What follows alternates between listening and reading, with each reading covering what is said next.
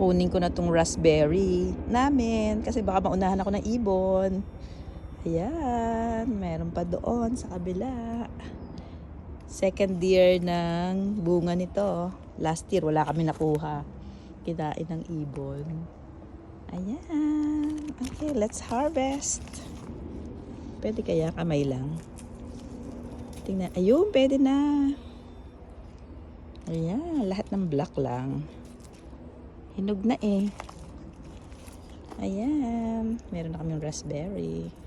Sana naman lumaki ito next year. Bye! Sa 25 gallons pot lang yan nakalagay. And then, ang aking fertilizer, mga leftover or pinagtapyasan ng gulay at saka mga dahon-dahon. Organic baga. Ayan na ang harvest namin for this year. Sana mahinog pa yung iba. Bukas almusal kita with oatmeal.